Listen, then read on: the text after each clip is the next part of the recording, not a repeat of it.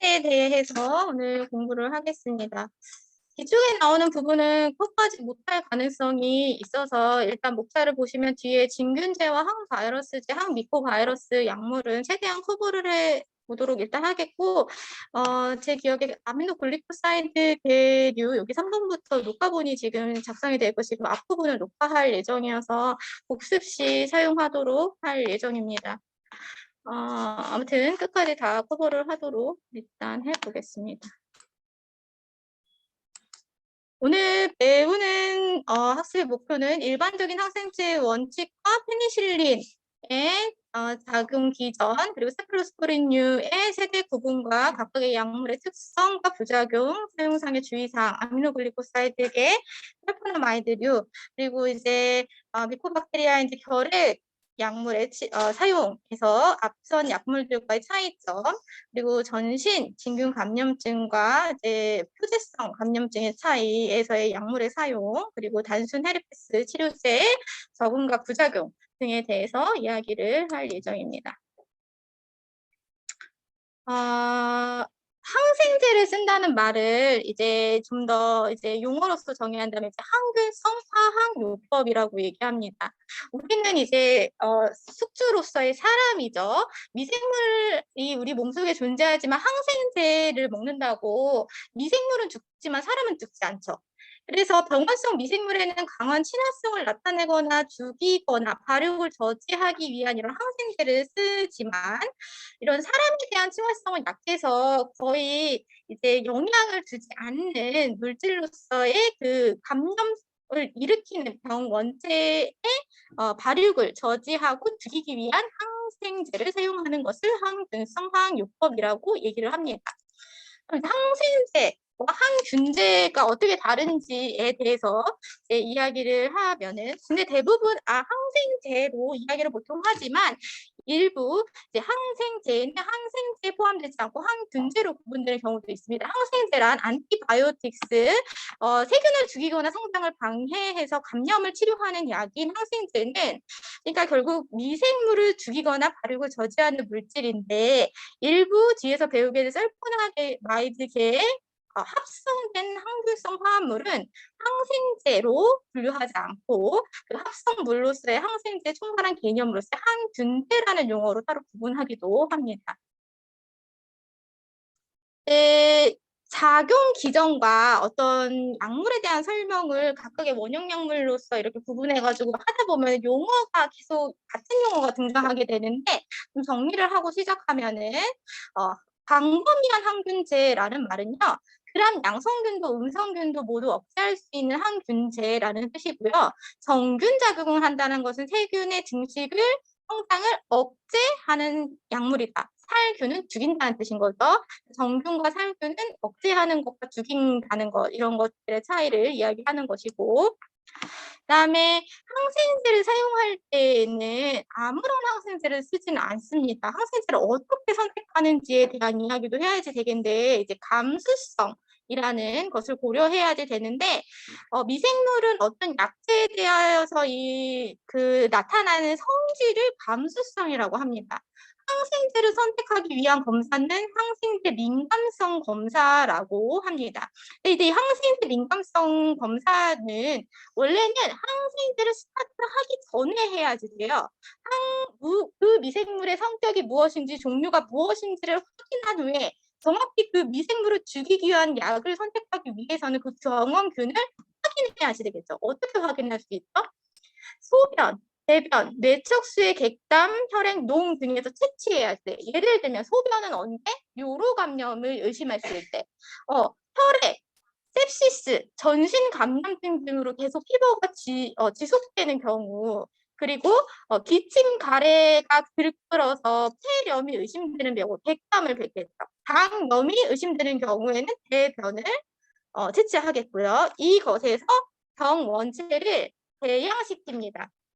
이렇게 동그란 어떤 슬라이드에 균을 이렇게 배양하는 과정이 있는 거죠. 그 균을 미쳐놓고 이게 하루만 걸리는 게 아니라 보통 이틀, 3일 정도가 걸려요. 배양, 키워야지 된다는 거죠. 컬처. 그래서 민감성 검사, 센시티비티 테스팅을 과정을 거쳐야지 되는데 항생제를 떨어뜨려 보는 거예요. 균주에다가 이걸 줬더니 이 항생제를 썼더니 다 죽었네.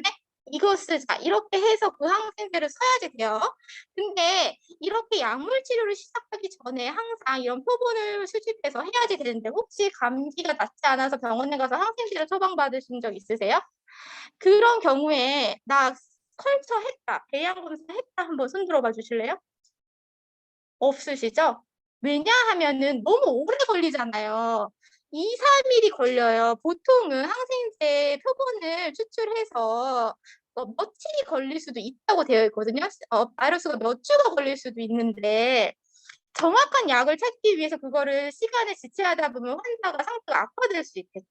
그래서 감염이 좀 미중하다고 판단된다면 벌써 2, 3주가 지나도 약을 줬는데도 낫지 않은 경우, 그것 때문에 다시 폐렴으로 진행된 경우에는 이런 미생물종, 다양한 미생물종 다 죽일 수 있는 거. 그걸 준다는 거죠. 광범위한 항생제부터 준다는 거죠. 근데 이게 바람직하지 않다고 했어요. 왜냐하면 히든 카드를 먼저 꺼내 썼어요. 이거 듣지 않으면 쓸 수 있는 약이 다시 한정된다는 거죠. 그래서 원래는 그렇게 주는 게 바람직하지 않다는 것을 일단 아셔야지 될 것 같고, 그다음에 그래서 우리 지역사회 내 이런 동네 병원에서 항생제 처방률을 낮추기 위한 그 작업을 계속 하고 있어요. 나라에서 항생제 처방에 대한 퍼센티지를 계속 산출하고 있습니다. 어쨌든 항생제란 그냥 쓸 수 없다. 그 균에 적합한 걸 사용해야 한다는 거. 그다음에 균교대증. 균교대증은 원래 우리 몸속에 장을 예시로 들어보면 장 내에는 정상 세균층이 존재해 원래 살고 있는 그 균. 근데 그것에 대한 균형이 깨진다는 것은 그런 장염을 유발하는 균이 들어와서 항생제를 이제 사용하다 보면은 정상 세균층도 죽겠죠. 그 일부 남아있던 균주가 다시 증식해서 정상 균주층을 치유한 되는 경우 장염을 더 가속화시킬 수 있겠죠. 그래서 균교대증, 중복 감염증이란 정상 균주의 균형이 깨져서 세균 균층이 병원성 균층으로 치환되는 현상을 이야기합니다. 그다음에 여기 나오는 이제 획득 내성이라는 부분은 우리가 내성이라는 단어에 대해서 예전에 배우셨을 때 제가 그렇게 얘기했어요. 내성은 약물의 용량을 증가시키는 개념으로서 원래 그 내성인데 항생제에서만큼은 내약성 혹은 저항성으로 사용하는 것이 바람직하다 그 얘기를 했었거든요. 근데 이제 항생제에서 이 균주의 측면에서는 내성을 획득한 거예요. 그래서 획득 내성이라고 얘기를 하는데 여기 슬라이드 이제 여기 균을 이렇게 배양을 해보니까 노란색 균주가 감염을 일으키는 감염성 균인데 그 중에 여기 내성균이 일부 포함되어 있습니다. 초록색 저항 내성 어떤 그 항생 물질에 써도 이 이 일반적인 균은 죽었어요. 항생제를 써서. 근데 요건 안 죽고 살아남았어요. 이 살아남은 균이 시간이 지나면서 증식했어요. 그러니까 이 항생제를 줘도 이건 죽지 않았으니까 또 다른 항생제를 써서 죽일 수밖에 없다는 거죠. 남아있는 세균은 근데 이 균주가 더 강력하게 질환을 악화시킬 수 있는 차원에서 굉장히 치료하기 어려운 측면에서 획득 내성으로 작용하기 때문에 획득 내성, 그러니까 저항성, 내약성이 생기지 않도록 하는 작업도 의료인인 우리들이 늘 염두에 두어야지 되는 거죠. 일부 이제 세균이 일정한 약제에 대해서 감수성이 낮고 저항성이 강한 성질을 의미하는 이 용어는 이제 약물이 적응을 한다는 거죠. 이 미생물이 약물에 대해서 유전적인 변화와 적응을 해서 내성이 발생을 하는 것인데 우리가 표현할 때 저항성이 생겼다, 내약성이 생겼다, 그 균주의 측면에서는 내성이 생긴 거죠. 사람에게 생긴 게 아니고 균에게. 근데 항생제 내성이라고 이야기하는 내약성과 저항성들을 늦출 수 있는 방법들이 존재합니다. 일단은 감염을 예방하는 게 가장 중요하겠죠. 우리가 예를 들면은 병원에서 흔히 퍼지는 MRS 같은 다제내성균 어떤 항생제를 써도 잘 죽지 않은 이런 균들은 우리를 통해서 사실 다 전파된다고 보면 돼요. 거의. 호흡기계 전염성 질환 빼고는요. ICU 환자 걸어 다니지 못하거든요. 이거는 이제 의료인이 되실 여러분들이 분명히 아셔야지 될 거지만 이 침대에서 이 침대로 균이 올라갈 수 있는 통로가 되는 건 우리예요. 여기 환자에서 바이탈 재고 약 주고 손 안 씻고 이 침대에 가서 바로 바이탈 사인 재. 그럼 우리 손에 묻어있던 MRSA균이 이 환자에 고스란히 전달이 된다는 거죠. 근데 이런 감염에 대한 인사이트를 늘 가지고 있어야지만 환자에게 다제 내성균이 전파되는 걸 막을 수 있다는 거죠. 그다음에 감염에 맞는 약물을 사용한다는 것, 아까와 같이 이런 배양 검사를 통해서 반드시 그 적합한 미생물에 맞는 걸 써야 돼. 광범위의 항생제, 이것도 저것도 죽일 수 있는 거 일단 써보자는 바람직하지 않다고 했어요. 그리고 이 약 저 약 써보고 나서 약이 드는 약이 없으니까 항생제라도 써보자. 사용해야 할 분명한 이유가 없을 때 사용하는 것도 바람직하지 않다는 거죠. 그리고 가장 이제 중요한 측면에서는 항생제를 끝까지 먹는 거예요. 아까 균이 일부 살아남아서 다시 증식한다고 했어요. 근데 치료가 끝나기 전에 예를 들면은 내가 열이 펄펄 끓고 막 가래가 들끓어가지고 항생제를 한 이틀, 3일 먹었더니 싹 좋아졌어. 열도 안 나고 객감도 없어지고 너무 좋아졌어. 이제 그만 먹어야지. 한 이틀, 3일 먹고 약을 딱 끊어. 근데 약은 5일치를 줬어. 이틀, 3일은 나중에 뒀다가 먹어야지. 이거 안 된다는 거야. 일부 균은 살아 있다가 다시 살아남아서 더 증상을 악화시키고 그 약을 다시 썼을 때 그 약이 듣지 않게 만들 수도 있다는 거거든요. 그래서 항생제가 환자가 셀프로 이걸 중단하지 않도록 복용을 끝까지 하도록 여러 번 반복해서 강조해서 설명해 주어야 할 필요가 있다는 거죠. 그다음에 이런 적절한 감염 통제는 전염시키지 않도록 하는 측면에서의 감염 예방과 1번과 맞닿아 있습니다. 병원체를 이렇게 내성균이 발생하지 않도록 관리하는 것은 간호사들에게도 큰 그 치료의 목표가 되는 측면에서 중요한 부분이 되겠습니다. 이건 사실 본론으로 들어가기 전에 서론이 길었는데 이제 이런 항생제에 구체적으로 어떤 물질들이 존재하는지 이제 약에 대해서 이야기를 할 거예요. 이제 46페이지에 근데 저희 책을 쭉 보시면 정말 약 이름만 갖다 놨어요. 페니실린류 작용기전 약동학 이런 부작용에 대한 어떤 약 종합적인 측면에 대한 설명과 함께 그 약물의 이름만 딱 그냥 뭐 이런 페니실린 G는 위산에 불안정하고 일반적으로 주사만 수여한다. 48쪽 이렇게 보면요.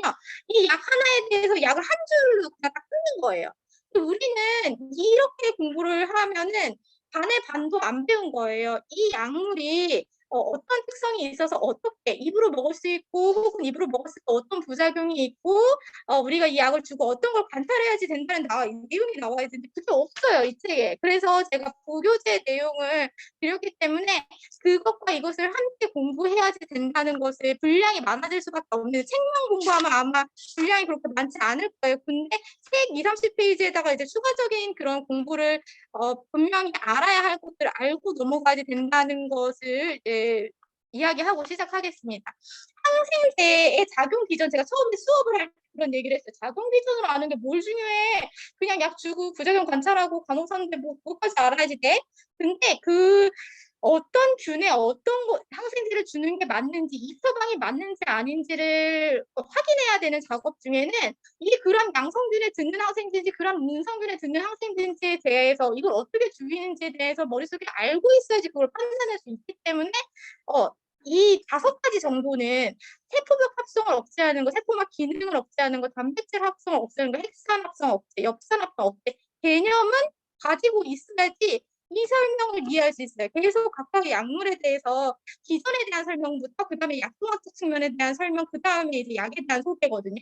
근데 그것을 순서대로 이제 보기 전에 이 5가지에 대해서 먼저 이야기를 하겠습니다. 이건 이제 영상이어서 소리가 잘 들리지 않으면 제가 읽어드릴게요.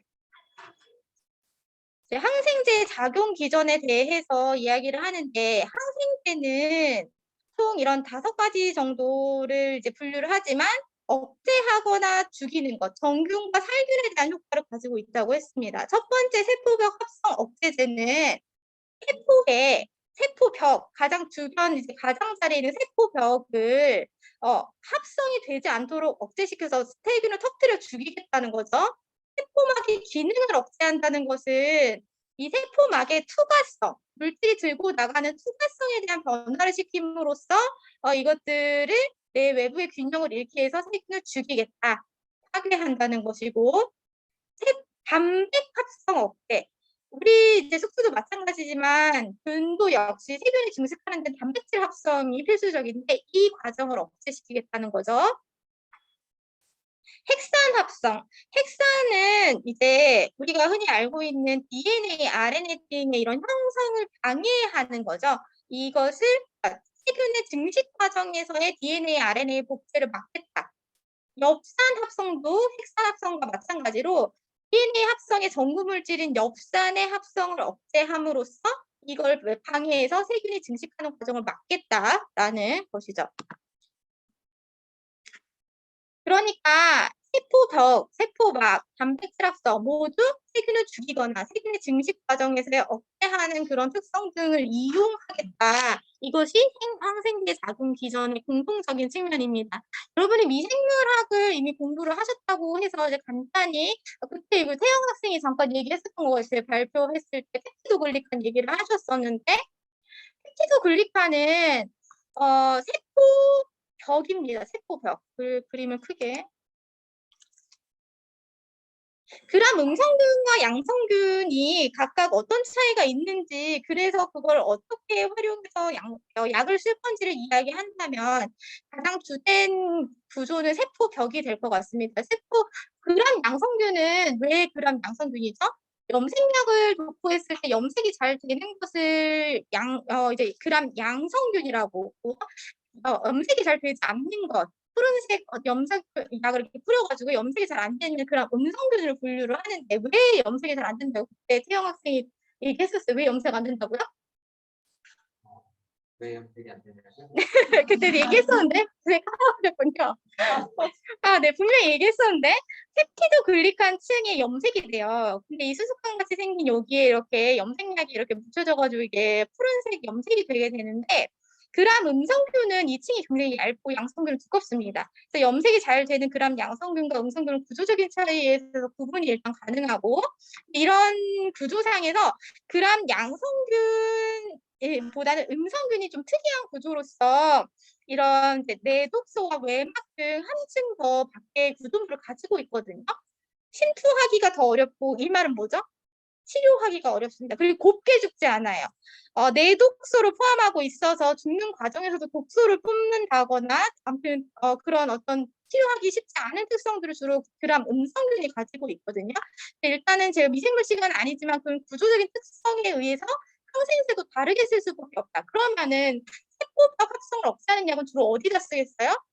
그람 양성균을 죽이는 데 유효하겠죠.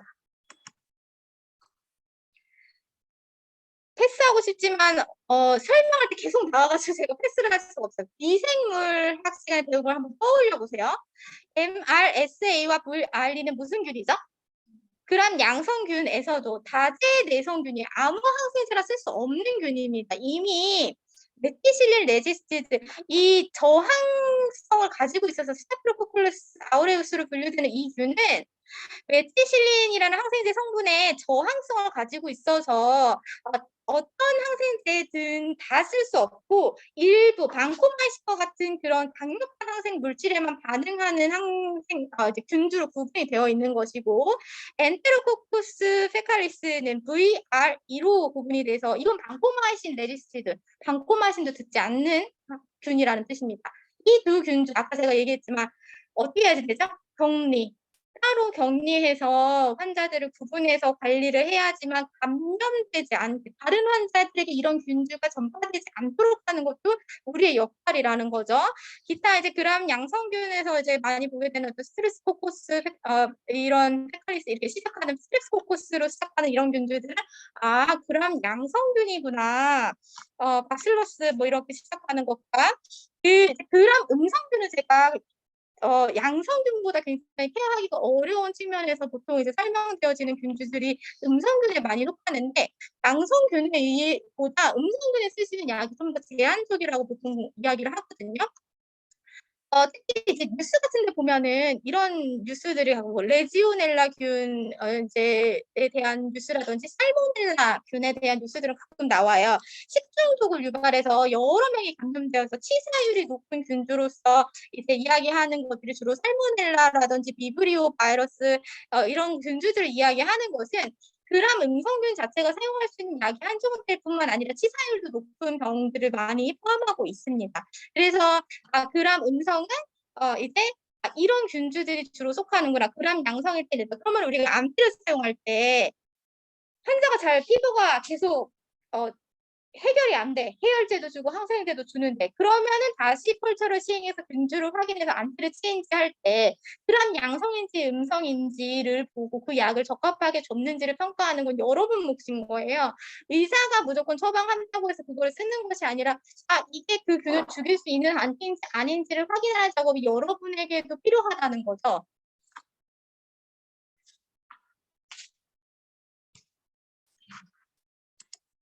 그럼 이제 구체적으로 항생제에 대해서 배워보도록 하겠습니다. 항상 이제 처음 나오는 물질은 가장 많이 쓰면서도 일반적으로 알려진 이겠죠. 그래서 여러분이 가장 많이 본 항생제 이름 페니실린. 페니실린은 현재는 약 60여 종이 개발되어 있을 정도로 정말 많은 종류가 존재하면서도 세균의 세포벽 합성을 억제해요. 들어보니까 뭐예요? 그란 양성균의 효과가 있겠죠. 세균의 세포벽 합성을 억제해요. 여기 나오신 두 번째 줄에 보시면 다 읽어드릴 수는 없지만 펩티도 글리칸의 중합체 교차 결합을 봉쇄한다. 그러니까 세포벽을 합성하지 못하도록 함으로써 세균을 터뜨려 죽인다는 것이죠. 근데 페니실린은 뇌 약성, 저항성이 잘 유발되는 물질이어서 이것들을 이제 뇌 약성이 덜 생기게 사용하기 위해서 많은 고민을 해봤더니 대책이 있었다는 거죠. 불활성화 효소에 대한 억제제인 어떤 것들을 함께 준다는 거, 그리고 타항생제, 이 페니실린유와 예를 들면 아미노글리코사이드의 약물을 함께 줌으로써 서로 내성이 생기지 않도록, 내 약성이 생기지 않도록 그렇게 하는 것. 그리고 기존의 천연 페니실린이 아니고 60가지가 개발되어 있다고 했어요. 화학적 구조를 약간 변경해서 내 약성이 잘 생기지 않게 변경해서 쓴다던가, 항생제 사용 방법이 적정한 뭐예요? 한 번 투약하면 완벽히 끝까지 다 쓴다는 것. 그것에 대해서 늘 원칙을 지켜라. 약효학적 측면에서는 경구로 잘 흡수되면서 빨리 신속히 분포하는데 단점이 있어요. 미산에 의해서 파괴돼요. 이 경구 입으로 먹었을 때 흡수까지는 잘 되고 분포도 잘 됐는데 대사되는 과정에서 생체 이용률의 변이가 심해. 이 사람한테 줬을 때 저 사람에게 줬을 때가 공통적이 아니고 변이가 심하다는 거죠. 프로페네시드 등의 이런 고유산 혈증 치료제와 병용 시 앞에서 우리가 어떤 이제 효소 억제제 여기 나왔었죠. 불활성화 효소에 대한 억제제를 이제 병용한다 이런 것도 이제 대표적인 물질이 프로베네시드라는 약품인데 프로베네시드는 고유산 혈증 치료제로 알려져 있지만 그러니까 쉽게 말하면 약이 배출되지 않도록 체내에 고농도로 저장될 수 있도록 해서 이것이 이제 체내에 머무를 수 있는 시간을 해서 농도를 높여서 약물이 더 이제 잘 작용하도록 만드는 물질로서 병용할 수 있는 약물로서 프로베네시드가 있다. 네, 페니실린은 여러분이 늘 언제 들어봤어요? 아나필락틱 쇼크에 대한 예시로 늘 페니실린이 이제 예시로 되어지는데 페니실린은 양성균에 주로 이제 사용이 되는데 전체 환자의 10%, 100명 중에 10명이 알러지 반응이 나타난대요. 저도 페니실린류의 항생제를 줬더니 가려움증을 호소하시는 분이랑 두드러기를 호소하시는 분이 정말 많았고 눈이 충혈되면서 갑자기 막 재채기를 한다던가 아나필락틱 쇼크 직전에 어떤 반응이 나타나는 분들도 가끔 있었어요. 그만큼 페니실린류는 과민 반응에 있어서의 취약점을 가지고 있어요. 여기 보시면 페니실린류의 부작용이 이렇게나 많아요.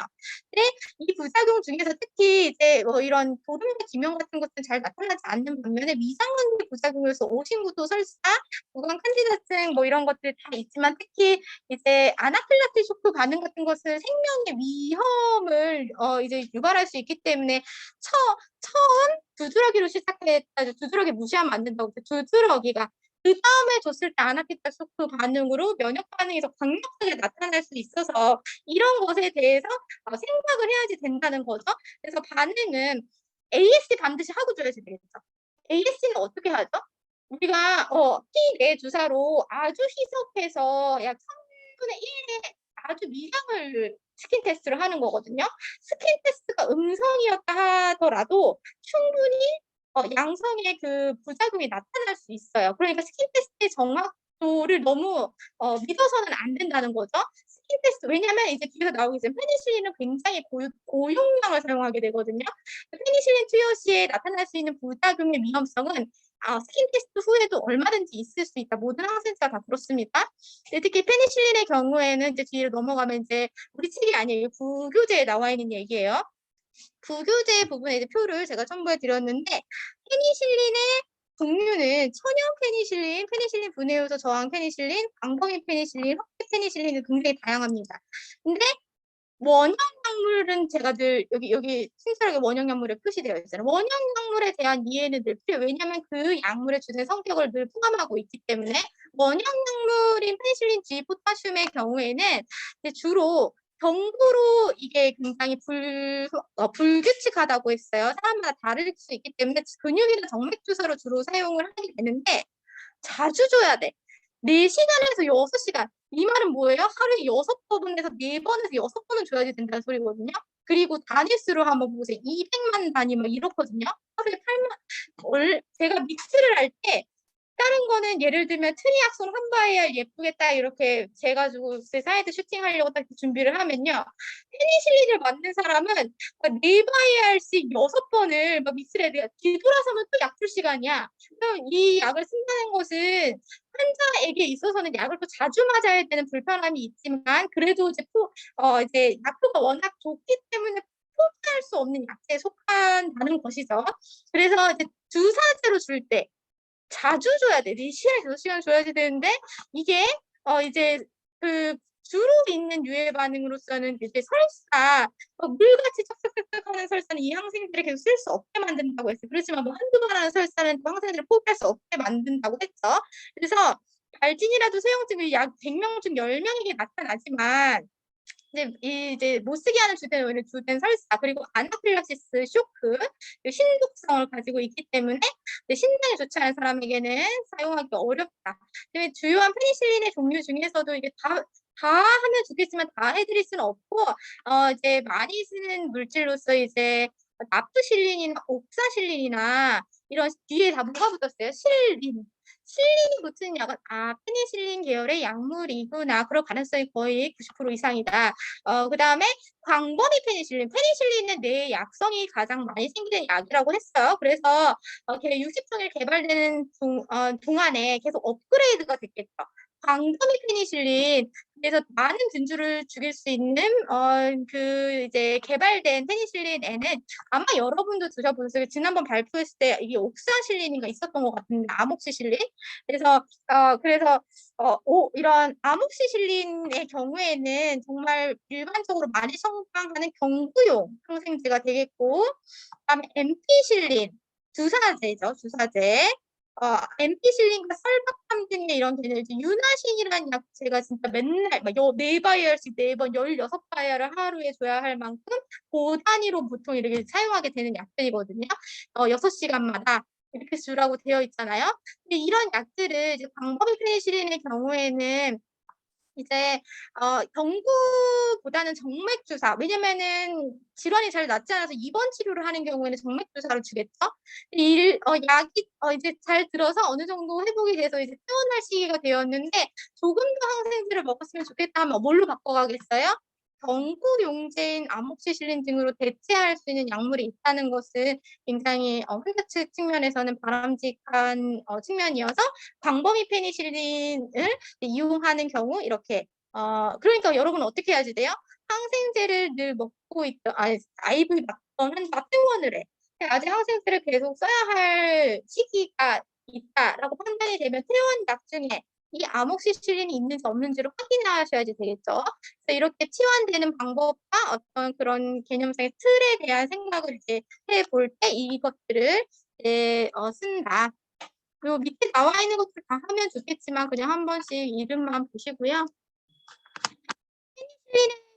종류는 굉장히 많았지만 원형약물에 대한 것들은 늘 중요하다고 했습니다. 원형약물로 스페니실린 G는 세포벽 합성을 억제하는 약물이다. 이제 스트랩토콕사이, 뉴모콕사이 폐렴균이죠. 그리고 이런 것들에 있어서 민감성 검사를 통해서 보통 이제 선택을 하게 되어지지만 그리고 임질과 매독 등 성병에도 사용할 수 있는 약입니다. 이것이 비경구 투여, 주로 이제 IV 투약을 하게 되는데 30분 동안 특별히 첫 번째 용량 후에 알레르기 반응을 면밀히 관찰해야 한다고 되어 있어요. 첫 번째 고용량을 주고 나서 이제 부작용이 없었으면은 두 번째에서 아나필락시 쇼크가 나타날 가능성은 거의 드뭅니다. 첫 번째에서 보통 나타날 수밖에 없기 때문에 첫 번째 줄 때 특별히 30분 동안은 잘 관찰해라 라고 제가 얘기했잖아요. 저도 굉장히 많이 이제 눈이 충혈되거나 간지러움이라든지 두드러기를 호소하는 사람들이 많이 있었던 만큼 여러분도 그럴 것이고 잘 관찰해야 되는 1차 주약 시 그리고 같은 정맥에 페니실린 계열의 물질과 아미노글리코사이드를 섞지 않는다라고 했는데 페니실린의 내약성과 저항성을 줄이기 위해서 정형 투약을 할 때 양쪽에 동시에 이렇게 주면 안 된다는 거죠. 시간 간격을 둬야지 된다고요. 페니실린 주고 한 1시간 정도 이후에 그것이 이제 아미노글리코사이드를 줘야지 된다. 이렇게 얘기를 하는 거죠. 오신구토 설사는 굉장히 유해한 반응인데 이것 때문에 약을 못 쓰진 않지만 어린이와 노인에게는 오신구토 설사로 인한 탈수가 생명을 위협할 수 있기 때문에 그런 것들을 고려해야지 되겠고 주사 부위 통증이 있어서 어떻게 해야지 돼요? 희석해서 줘야지 된다고 했죠. 150 중에 희석해서 노말셀라인에 희석해주는 가장 심각한 유해 반응은 아나필락시스이다. 세팔로스포린유로 넘어가겠습니다. 50페이지. 네, 세팔로스포린유는 페니실린계와 유사한 구조를 가지고 있어요. 페니실린에서도 베타락탐 링 구조에 대한 이야기가 나왔었는데 양력적으로 이런 항균 작용을 하는데 베타락탐 링 구조를 여전히 세팔로스포린유도 가지고 있어서 화학 구조나 작용이 페니실린과 거의 동일하다라고 되어 있고 이제 뭐 세분 아미노 세팔로스포라릭 엑시드와 같은 이런 특징적인 성분에 의해서 세팔로스포린유로 구분이 따로 되어지는 거죠.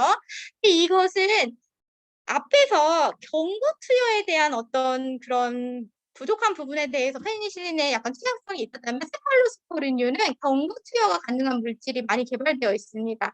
그리고 대부분 이제 그렇지만 역시 주사제로 효과가 높아서 주사제, 경구 모두 사용하게 되고 이 약물은 세대수 부분이 있습니다. 1, 2, 3, 4대로 구분되어진다. 세팔로스포린유는 임상 적용 시의 부작용을 보시면 임상 적용과 부작용을 보시면 여기에 장내 알균 이거 뭐였어? 엔테로콕사이 VRE MRSA에 무효하다.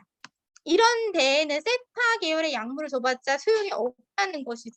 그래서 세팔로스포린이 그런 환자에게 들어갈 경우에 이거는 빼야지 되는 약물, 쓸데없는 약물이라고 이제 돌릴 필요가 있다는 것이고 우리가 이제 주로 이제 세대수를 이야기할 때 대표적으로 1, 2, 3, 4대의 대표적인 약물 정도 이름 정도는 기억해야 약량을 공부했다고 할 수 있는 것인데 1에서 4세대로 구분되어진다. 뒤에 표로 가서 보겠습니다.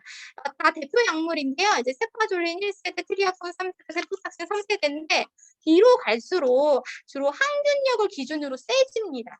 1세대보단 2세대, 2세대보단 3세대, 4세대가 강력한 물질인데 일반적으로 3세대까지는 주로 많이 사용하고 있습니다. 근데 제가 많이 줬던 약품 중에 이제 1세대 약물 중 원형 약물의 세파졸린은 주사제로 이렇게 앰플로 이렇게 개발되어 있는데, 앰플이 아니죠. 이렇게 바이알로 개발되는데 여기다가 이제 생리식염수를 넣어서 희석해서 사이드 슈팅해서 하루에 3번 정도 줍니다. 근육, 정맥 모두 투약하지만 주로 정맥 투약하고 있습니다. 볼륨이 좀 커질 수 있어서. 근데 이제 설사, 복부 경련 오심부터 이건 모든 항생제가 거의 다 가지고 있던 거예요. 항생제 먹고 혹은 주사로 맞고 설사 조금 한다는 것은 일반적으로 누구에게나 있으시지만 그것이 이제 물처럼 막 20번 설사한다. 이거는 좀 다른 차원이라고 했죠. 그 다음에 그냥 주사 부위에 동통이 있는 경우 희석해서 줘야지 된다고 했죠. 위막에 대장염을 일으킨다거나 위막성 대장염, 그리고 신독성, 아나필락시스의 위험은 항생제들은 거의 모두 가지고 있다. 2세대의 대표 물질은 이제 세프질 정도, 먹는 약으로서의 세프질은 여기 밑에서 2번째 있습니다. 제가 왜 세프질로 이야기하면은 제가 임상에서 많이 불렀던 이름이 세파졸린을 세파졸린 그대로를 쓰는데요. 세프프로질보다는 세프질을 더 많이 써서 세프질이라고 지금 읽어드렸고 경부용제, 2세대 용제로 많이 쓰고 있습니다.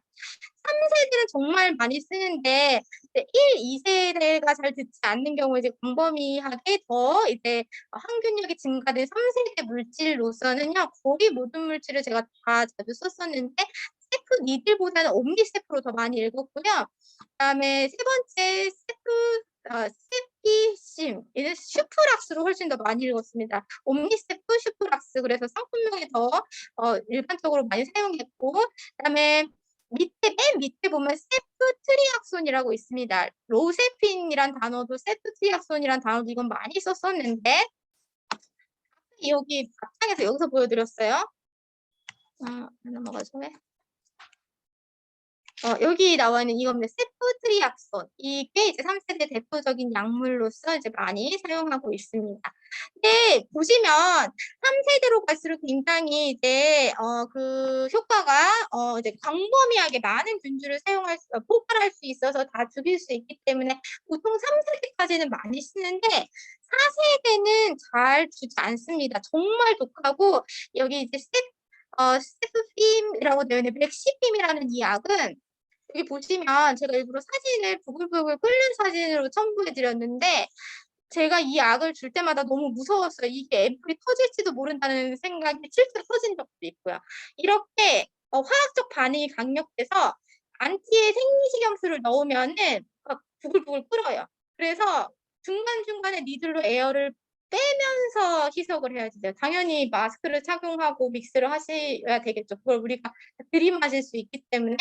그래서 이런 맥시핌 이런 건 4세대인데 주로 이제 sepsis 그리고 뇌척수액의 감염증으로 어떤 항생제도 잘 듣지 않는 경우에 주로 이제 4세대 약물을 쓰게 되는데 흔히 쓰진 않습니다. 그래서 3세대까지는 제가 굉장히 많이 써봤는데 이제 4세대 약물로 이런 것들은 정말 독하면서도 일반적으로 사용되어지지는 않는다.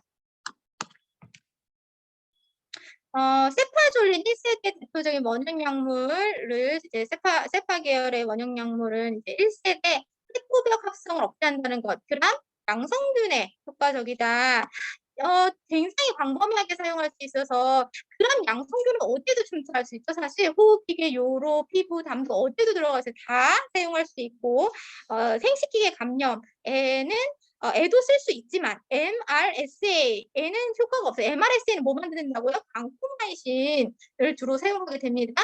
이런 이제 수술하는 환자들에게 주로 감염 예방을 위해서도 사용하고 감기가 길어서 치료 횟수도 적고 그러니까 충분히 1차적으로 선택할 만하다 이렇게 얘기되어지는 거 세파졸린이고 이 근육에 삽입하는 경우는 흔치는 않지만 만약 근육을 줘야 한다면 주로 엉덩이와 같이 큰 근육에 깊이 주사해야지만 공통이 줄어든다.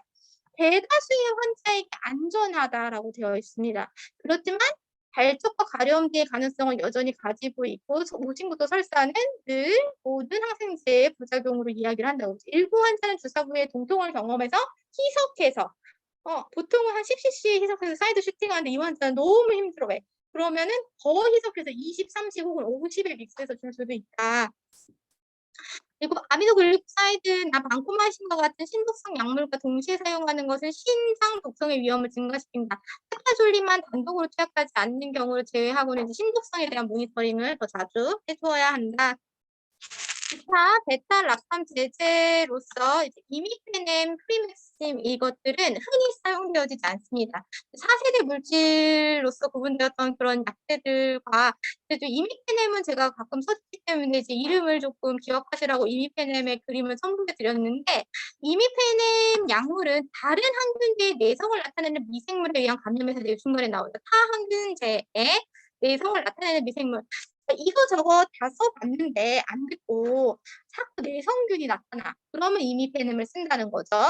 그리고 이런 것들 이제 페니실린에 대한 교차 알레르기, 페니실린 알러지가 있는 사람에게 베타락탐 구조를 같이 가지고 있기 때문에 역시 알러지 반응이 나타날 수 있고 고농도에서는 이제 독성 반응인 CNS 독성, 중추신경계 독성 반응으로서 경련, 혼수, 엔세팔로패시 등이 유발될 수 있는데 이거는 흔히 주는 약이 아니라고 했죠. 이런 부작용 때문에 그렇게 줄 수 없다. 또 방코마이신이 나왔습니다. 이제 방코마이신은 제가 아까 MRSA 환자에게 준다는 얘기가 여기 중간에 즉 MRSA 감염에 의한 폐혈증과 심내 망막증에 대한 중증 감염증에 사용된다. 여기 나와 있죠. 근데 이 약은 정말 독해서 제가 이 약을 줄 때 환자들이 팔이 너무 아프다는 것뿐만 아니라 약이 들어갈 때 온몸이 활활 불타는 것 같다는 사람들이 있었어요. 왜냐하면 이 약체 자체는 정말 독할 뿐만 아니라 여기다가 급속히 정맥 주입 시 확산성 발적이 유발될 수 있다. 얼굴이 붉어지고 피부가 붉어지고 그 이제 독한 그런 어떤 화학적 작용, 균을 죽일 뿐만 아니라 숙주에 대해서도 일부 이런 발적이라든지 이런 이제 얼굴이 달아오를 뿐만 아니라 온몸이 막 자결감 호소하는 경우 이건 어떻게 줘야지 돼요? 정말 많이 희석해서 50, 100이 아니라 처음에 200으로 보통 스타트를 하는데 너무 불편감 호소하는 경우 500cc에 믹스해서 하루 몇 시간에 걸쳐서 이게 보통 이제 하루에 한 번 혹은 두 번 주게 되면은 이제 2시간 정도까지 길게 걸쳐서 줄 정도로 정말 이제 희석을 많이 해주어야 하는 물질이다. 그래서 이런 방코마이신에도 내성을 보이는 엔테로콕사이가 출혈다. 이거 뭐였죠? VRE 균은 방코마이신 레지스티드 균이라는 뜻인 건데 엔테로콕사이는 방코마이신도 쓸 수 없는 균이어서 이 VRE는 일부 고가의 이제 항생제 일부 있지만 지금은 가르쳐 드릴 필요가 없고 어쨌든 이 균에 걸리면 어떻게 해야겠어요? 생존율이 높지 않다라고 보통 이제 할 수 있는 것이죠. 네, VRE입니다. 방코마이신 레진. 방코마이신에도 안 들으니까 더 이상 선택할 수 있는 약제가 적고 여기까지 나가면 조금 오바이크가 얘기를 하는데 항생제는 생각보다 이렇게 쓸 수 있는 것과 매칭이 되어서 써야만 할 때는 의료보험이 잘 적용이 됩니다. 그런데 더 이상 쓸 수 없는 항생제를 굳이 갖다 쓸 때에는 그 약을 환자의 수가에서 차감한 환자가 부담하든지 병원에서 그 수가에서 예를 들면은 CPU 같은 크리티컬 패스웨이 같이 그 정해진 병원비 내에서 예를 들면 어떤 질환에 대한 치료는 50만 원이야. 근데 그 중에서 항생제 가격이 50만 원에 포함돼 있어. 비싼 항생제를 가져다 쓸 수 없다는 거죠. 그럴 때는 VRE 균을 가지고 있으면서 그런 걸 가지고 있을 때 환자가 부담을 하겠다고 이야기하지만 그 약을 갖다 쓸 수가 없어요.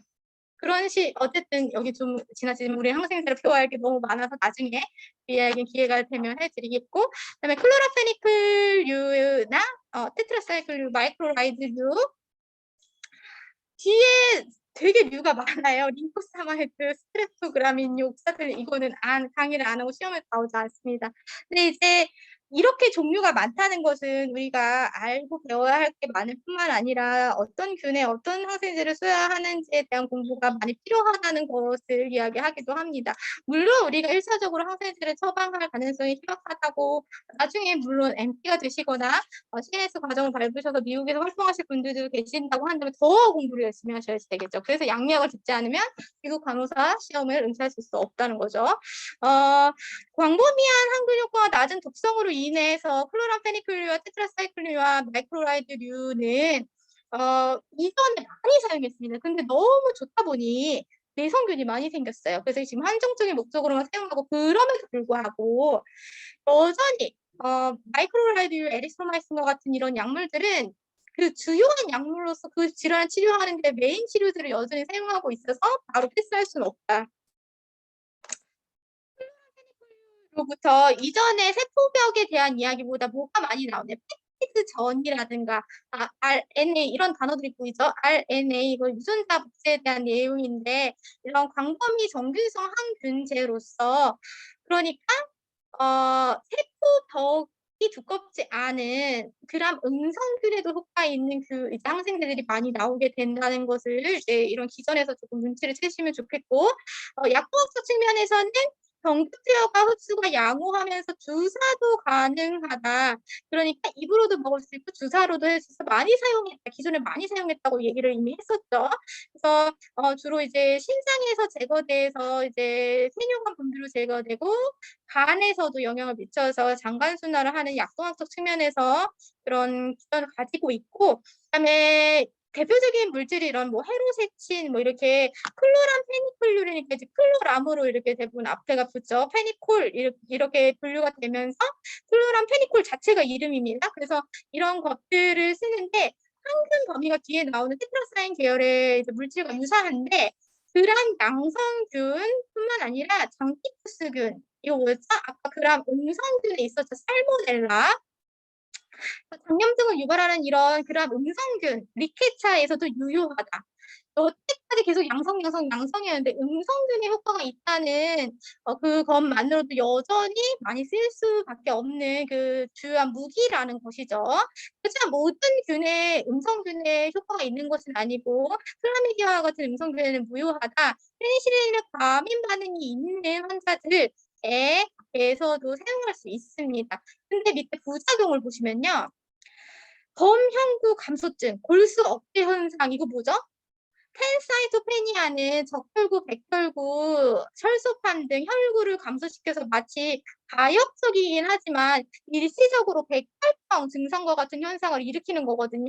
이렇게까지 하면서 이 약을 써야 하느냐? 아니라는 거죠. 그래서 1차적으로 선택하는 약물로서는 바람직하지 않다는, 왜냐하면 부작용이 너무 치명적이잖아요. 지금 옹심부터 설사였는데 갑자기 웬 범혈구 감소증이냐? 이런 것들이 이 플로람 페니클류를 사용하는데 제한적일 수밖에 없게 만드는 것이고, 이제 테트라사이클린유는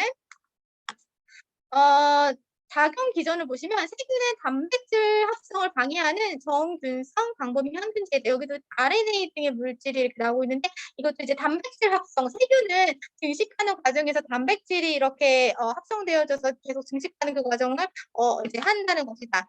테트라사이클린 유도 원형 약물로 이렇게 바로 이제 넘어가면요. 항균제이면서 단백질 합성 억제제로서 우리가 얘기했던 일단 클라미디아라든지 리케차라든지 마이코플라스마 같은 이런 광범위한 그람 음성균은 여태까지 없었어요. 근데 계속 음성인 것 아니고 양성이었는데 버릴 수 없는 거 클로람페니클과 마찬가지로 테트라사이클린유에 그럼 음성균을 제작할 수 있는 무기이다. 과거에도 헬리코파이로리균도 음성균이죠. 이것 때문에 여기서 제균 치료에 대해서 발표한 적 있었죠. 제균 치료, 헬리코파이로리균, 위에 감염된 이런 균에 대한 제균 치료에 대한 효과 때문에 과거 수십 년 동안 이런 물질을 사용하는 것에 계속적으로 이걸 사용해 왔었고 지금도 여전히 사용하고 있습니다. 테트라사이클린유 그때 발표할 때 있었죠. 그리고 테트라사이클린은 방광기가 짧고 하루에 4번 정도 이제 경구치료하게 되는데 이것은 이제 입으로 먹을 수는 있으나 위장관에 대한 어떤 부담을 줄 수 있어서 위장의 자극을 줄여주기 위해 물 한 잔과 함께 복용하자. 이게 물 한 모금이랑 먹으라는 뜻이 아니고 물 한 잔을 다 마시라는 뜻이에요. 그런데 속 쓰리면 환자들이 제일 먼저 하는 게 뭐예요? 아, 우유랑 먹어야지. 속 쓰리지 않게 뭐 다른 음료수랑 먹어야지 이런 생각을 많이 하시는데 그렇게 하면 안 된다는 거예요. 상호작용에 보시면 유제품, 철분 보충제, 마그네슘 완화제 이런 것들 함께 먹고 대산제 뭐죠? 위로 코팅시키죠. 코팅시킨 다음에 약 주면 제대로 흡수돼요? 안 되죠. 이런 것들과 함께 먹으면 테트라사이클린의 흡수가 감소되고 혈중 농도를 저하시킨다라고 되어 있습니다. 그래서 테트라사이클린 계열의 약물을 먹는 경우 대산제를 먹는다. 시간을 분리시켜야 돼요. 제산제랑 1시간에서 3시간 간격 투여한다. 그래서 거의 여러분이 외우기 쉬우려면 제산제가 약에 포함되어 있는 제산제 나중에 먹는 것, 따로 먹는 것으로 구분하는 것이 바람직해요. 대부분의 약물에 영향을 미치거든요. 테트라사이클린유는 또 이런 이제 광범위학들 중에서도 이제 질, 구강, 장내 균층에 영향을 미쳐서 균주를 치환시키는 중독간염의 위험성도 가지고 있어서 역시 1차적으로 선택되어진다기보다는 어쩔 수 없을 때 그람 음성균의 선택지가 많지 않을 때 이제 선택되어지지만 여전히 중요한 물질이다라고 할 수 있습니다. 플루로퀴놀린류, 이거 이제 DNA 합성 얘기 나오죠. 제가 이걸 미리 패스하려고 앞서서 그 영상을 보여드린 거예요. 이걸 다 읽어드릴 수가 없어요. DNA 합성에 필요한 어떤 그 효소, DNA 관련된 물질을 이제 형성을 방해하는 정상적인 DNA 형성 방해를 하는 것은 이것도 역시 이제 위장관 흡수가 양호하다, 분포는 잘 된다, 뭐 특별한 얘기가 없고 공복 시에 먹으래. 빈속에. 그 다음 장으로 넘어가서 오신 쪽에 공복 시에 투여가 바람직하고 근육지사 시에 심한 통증이 있으니까 주로 근육으로 주지 않겠죠. 그다음에 이제 장간 순환을 타고 이제 쓸개죽과 신장, 이제 배서 이런 순환 기능이 좋지 않은 환자들에게 사용할 수 없어서 재흡수가 잘 되어서 이런 것들을 쓸 수가 없다. 그 이제 앞에서 미장관 부작용에 대한 이야기 나오고 공복치 먹어라 뭐 이런 얘기도 나오고 물과 함께 먹어라 여전히 유효하다는 거죠. 치아, 칼슘과의 결합으로 인해서 치아가 착색된대요.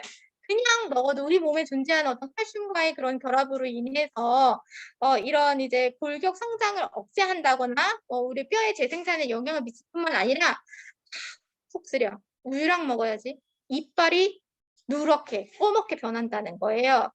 이 결합으로 인해서 여기 가서 이빨에 다 치아 착색, 검낭질 형성 이상이 된다는 거죠. 그래서 미리 설명해 줘야지 되겠죠? 이런 약을 먹을 때에는 반드시 물과 드셔야지 되고 속이 쓰릴 수 있긴 하지만 공복 투여가 바람직해서 약을 드시는 동안에 공복 드시고 많이 속이 쓰리시면 어떻게 해야지 돼요? 물을 많이 드셔야지 된다. 그래서 이런 것들에 대해서 기억을 해서 환자에게 설명을 해줘야지 될 필요가 있겠고 면역 기능이 저하된 일부 환자의 경우에는 균 교대증이 굉장히 치명적일 수 있다라는 설명도 되어 있죠. 마이크로라이드류 류가 굉장히 많은데 이건 이제 단백질 합성을 억제하는 정균성 항류인데 이것도 위산이 강한 염류 첨가나 장용정이나 제형으로 투여한다. 이 장용정이 뭐죠? 장용피정. 한번 코팅되어 있는 그 용제 장에 가서 기능하도록 하기 위해서 코팅했다. 근데 이것도 이제 그런 양성균이 이제 사용이 되는데 페니실린만큼 효력은 강하지 않지만 페니실린에 과민한 반응이 있는 사람에게 선택되어질 수 있어서 여전히 버릴 수 없다. 그리고 제향분인병 우리나라 흔치 않고 매도, 디프테리아, 마이코플라스마성 폐렴, 뭐죠? 결핵, 백일해 등에 유효하다. 동맥 주사 시에 플레바이티스, 혈전 정기염 등을 유발시키고 제가 컬러링 친구라도 보라고 컬러링을 미리 쳐드린 거예요. 근데 이 페니실린 계열의 약품들은 아까 경북투여시 굉장히 흡수가 불안정해서 개인수가 많다고 했는데 대체할 물질로서 에리스로마이신의 경우에는 경구로 투여할 수 있으면서 이 대체가 가능한 이 페니실린의 대체제로 활용이 여전히 필요하다. 200 주로 하루에 한두 번 이제 먹기는 하지만 어쨌든 에리스로마이신은 이제 페니실린에 대한 대체제로서의 역할을 가지고 있다. 이게 이제 원성 약물로서의 에리스로마이신을 이제 정리하면은 마이크로라이드류의 단백질 합성 억제제로서 위산에 의해서 비활성화되기 때문에 알약 부셔서 먹으면 된다고요? 발효약으로 내서 먹으면 안 된다고요? 일부 페니실린과 유사하게 그람 양성균의 효과적이다. 그리고 일부 음성균인 이런 폐렴, 미코플라스마균 등의 감염에도 사용할 수 있습니다. 위가 빈 상태, 공복을 먹는 게 좋다고 했어요. 속이 많이 쓰릴 경우 물을 더 많이 먹어야지 되고 일부 현타기증을 사용할 경우 흔들어서 먹어야지 되고 하여튼 뭐 주스, 우유 이런 거랑 먹으면 안 된다고 생각하시면 돼요. 근데 이제 유해 반응으로서 흔한 것들은 늘 오심부터 소화기계 부작용인 거죠. 약물을 중단해야 할 만큼 심하지 않다는 것이 일반적인데 음식과 함께 투여하면 이런 증상이 주는데 음식과 함께 먹으면 약효도 떨어진다는 거죠. 그래서 어쩔 수 없는 경우 소량 먹긴 하지만 되도록 공복에 먹어라. 그다음에 간독성이 나타날 수 있다. 보시죠. 잠시 쉬겠습니다. 5분만 쉬겠습니다.